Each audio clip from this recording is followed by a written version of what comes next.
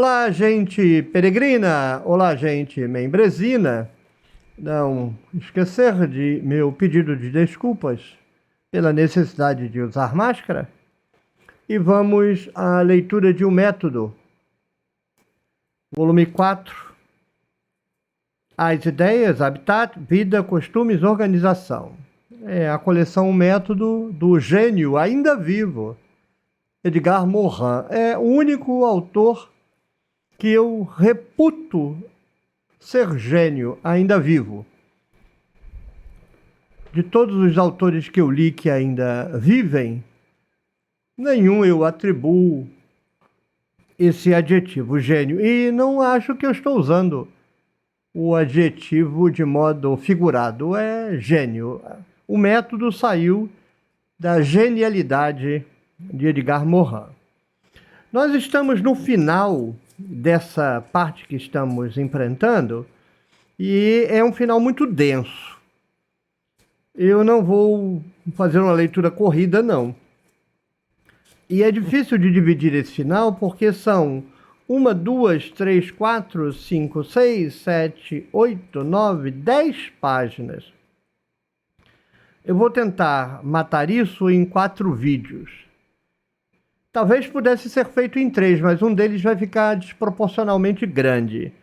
Não sei. Eu pretendo ler agora o subcapítulo Alternativa à Trivialização, ou seja, como contornar o problema da trivialidade do conhecimento, o lado positivo do enfrentamento da complexidade do conhecimento. E ele tem 2 páginas, 2 laudas, né? Um pouquinho mais de metade aqui, uma inteira e um pouquinho mais da metade aqui.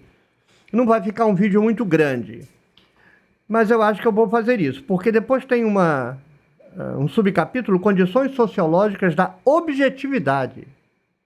Condições Sociológicas da Objetividade e da Problematização da Verdade, um subcapítulo importantíssimo. Depois a gente tem uma divisão desse subcapítulo, mas eu vou tratar em separado. Condições particulares de universalidade e condições de incerteza da radicalidade. É uma seção um pouco maior. E aí nós temos a menor seção em torno da verdade, limitações e aberturas. Eu acho que eu vou fazer essa divisão com os possíveis senões que alguém pode ter. Se dividisse assim seria melhor. Tudo bem, mas vai ser provavelmente como eu vou dividir. Então eu começo a alternativa à trivialização. Página 101, vou ler 102 e 103. Não se trata apenas de reconhecer o desafio que a complexidade lança à sociologia do conhecimento.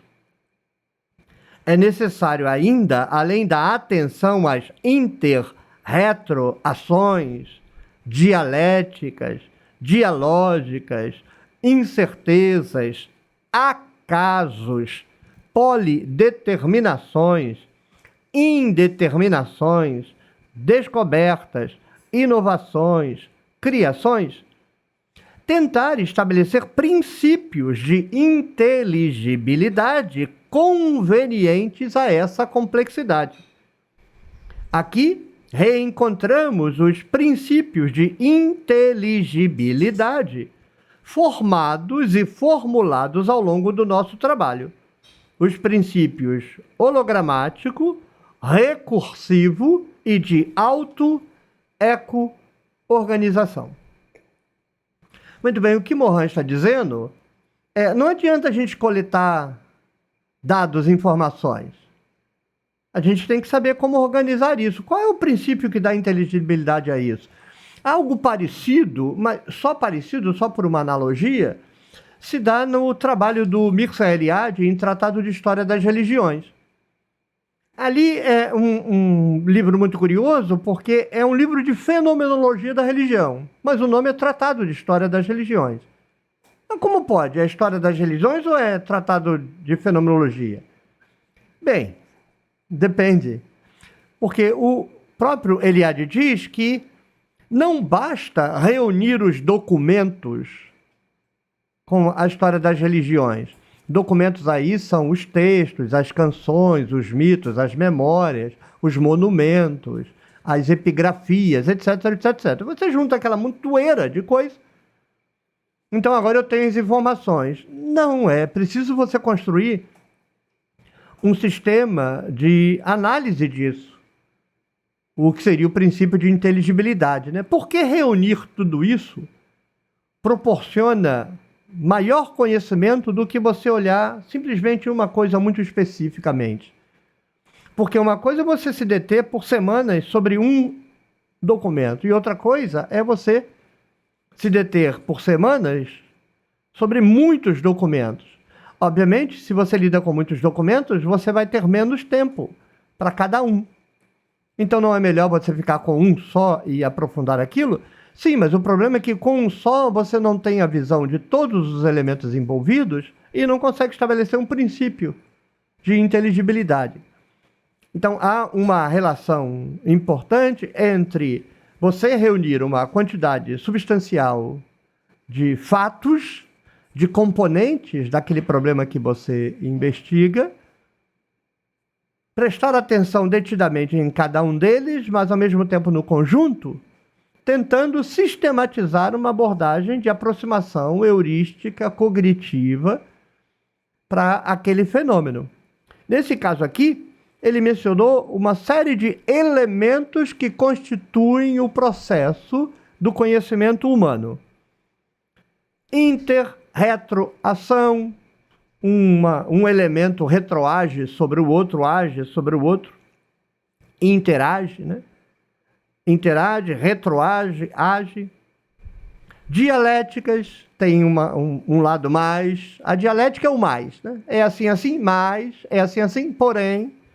As dialógicas, a conversa de um elemento com o outro. As incertezas. É incerto. Há determinismos numa perspectiva, mas incertezas constitutivas em outra perspectiva. Então há incertezas. Há casos. Tem acaso. Polideterminações, fenômenos que não são determinados por um único elemento, e nós temos o vício de ficar tentando explicar uma coisa por uma única fatoração. Indeterminações, descobertas, de repente alguém descobre alguma coisa e muda o curso do conhecimento. Inovação, criatividade, criação. Então você tem todos esses elementos. Para você pensar o conhecimento, você precisa levar em conta todos eles, todos. E você precisa, então, discernir qual é o critério de inteligibilidade que dá sustentação a esse conjunto de elementos que, por sua vez, constituem a aventura e a jornada do conhecimento. Morin fala de 3 princípios: o hologramático, o recursivo e o de auto-eco-organização. Vamos ao primeiro, o princípio hologramático. Lembremos brevemente o princípio hologramático. Isso está no método 3. Então precisaríamos ler o volume 3. Mas aí ele vai sintetizar. A parte não está somente no todo. O próprio todo está, de certa maneira, presente na parte que se encontra nele. Todo elemento complexo espelha, de certo modo, os elementos individuais que o constituem, mas, de certo modo, cada elemento individual que constitui aquele todo espelha, de certo modo, aquele todo. Quando entra na interação complexa, obviamente. Assim, a sociedade e a cultura estão presentes enquanto todo no conhecimento e nos espíritos cognoscentes. Essa palavra traduzida em português, espírito, é uma porcaria, mas é culpa do tradutor. A sociedade como um todo, a cultura como um todo, está presente num conhecimento individual, por meio da cosmovisão, das injunções, dos tabus, etc. Presente no mito comunitário que lhe é consubstancial, a organização do Estado-nação está também presente na organização universitária e tecno-burocrática da ciência. Mas ainda, a organização sociocultural ocupa, em cada pensamento, um santuário onde fixa os seus imperativos, normas e proibições, assim como um observatório de onde se controla as suas atividades. Mas essa presença em superego do todo nos pensamentos particulares é muito mais complexa do que no holograma físico. Os pensamentos estão-lhe submetidos de maneiras diversas e alguns podem mesmo neutralizar o observatório e o santuário. Ele se entrega à pesquisa, esse pesquisador, mas ele está com a injunção política do todo tão presente na sua mentalidade que ele perde a capacidade de enxergar, de ver. Ele subsome tudo o que cai na mão dele àquela injunção maior, aquela preconização maior do todo. Então, em vez de ser pesquisa e descoberta, é sempre projeção do já sabido e do todo nos novos elementos. Além disso, nas sociedades complexas que comportam pluralismos e antagonismos, a nossa, sociais, políticos e culturais, esses antagonismos podem entrar em confronto em um mesmo espírito, aí provocando conflito interior, double band, crise, investigação. Assim, o que está presente no espírito individual não é somente o todo como subjugação, mas também, eventualmente, o todo como complexidade. Se a gente for pensar nisso que acabamos de ler dialeticamente, a gente pode pensar o elemento negativo e o elemento positivo. O elemento positivo é que se o todo não tivesse no pensamento individual, cada ação desse pensamento individual seria um recomeço. A pesquisa não avançaria nunca. E seria impraticável, porque o todo é o resultado de séculos, às vezes milênios. Como o pensamento que dura apenas uma geração vai reproduzir nessa geração o todo acumulado? Impensável. Então, não fosse a capacidade do todo estar presente no particular, o acumulado da cultura pudesse estar disponível no pensamento individual que exerce a atividade de pesquisa, não haveria pesquisa. Por outro lado, dialética. Esse todo pode subjugar tanto o espírito que pesquisa, que no fundo ele não pesquisa mais. Ele legitima o todo que está nele por meio de um arremedo de pesquisa. Isso não acontece só em pesquisadores religiosos, porque não há pesquisador religioso. Não existe. É religioso, não é pesquisador. O que ele encontrar, ele vai enfiar dentro do organismo doutrinário que ele tem. Não se leva a sério nenhum pesquisador religioso.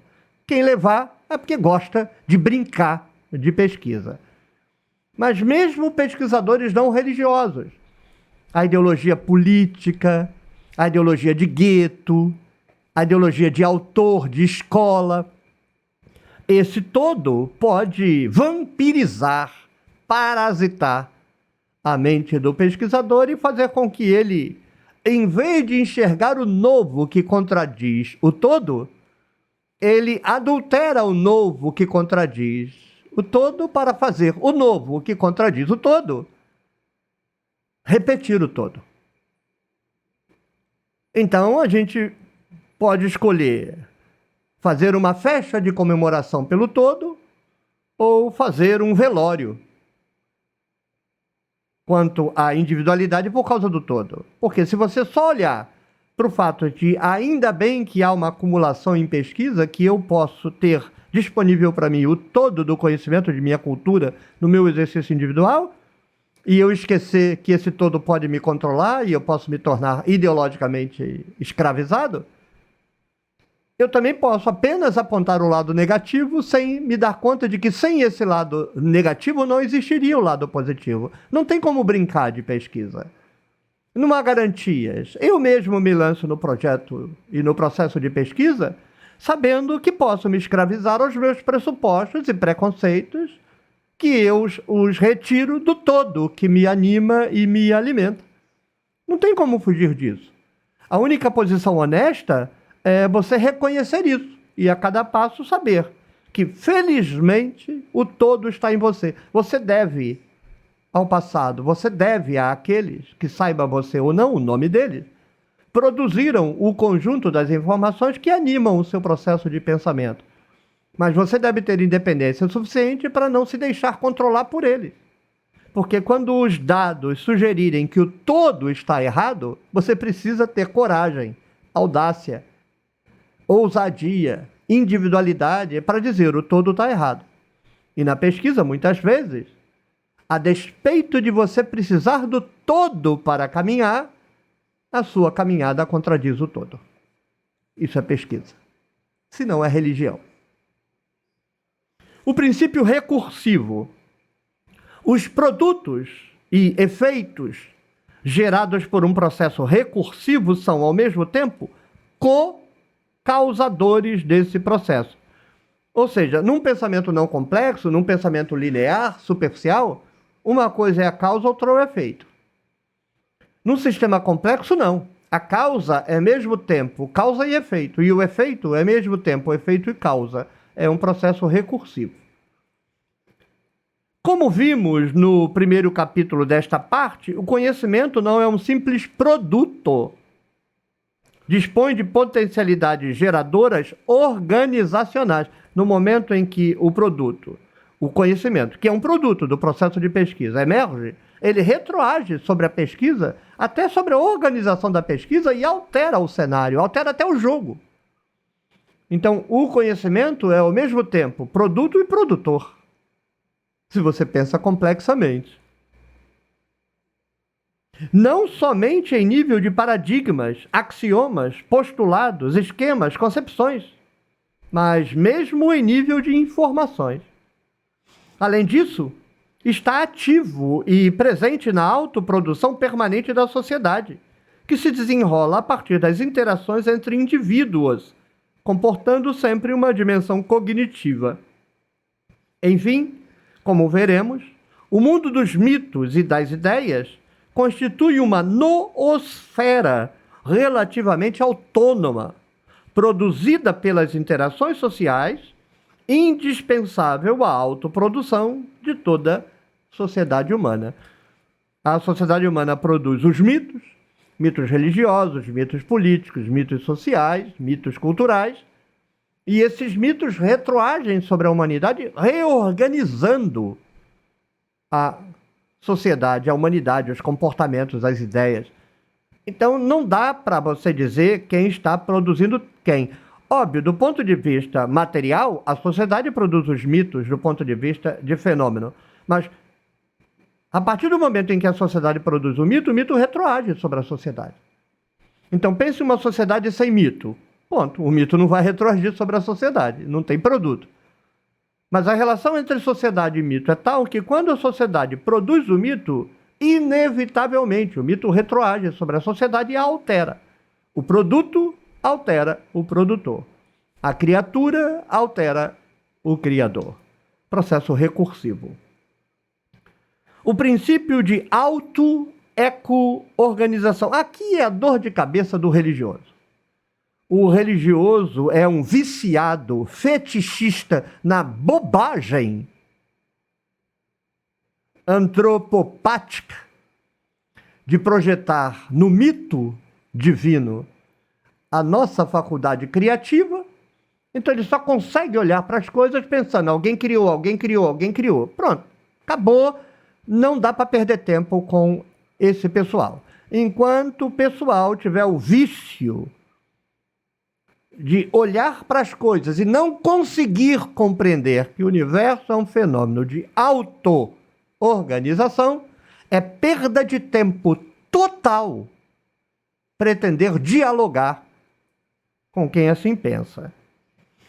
A alternativa que obriga a escolher entre a concepção de independência ou mesmo da soberania das ideias, as ideias controlam o mundo, e a concepção que as submete totalmente aos determinismos sociais, Me diga como é a sociedade, eu digo qual é a ideia que está ali.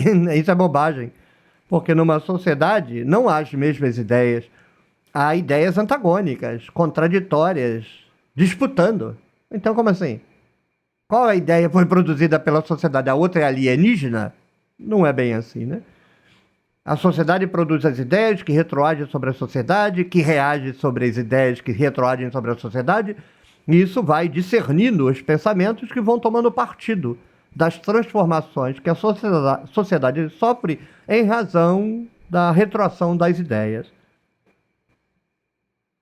Opusemos a possibilidade de uma eventual autonomia, dependência, não apenas dos indivíduos cognoscentes, mas também dos próprios conhecimentos.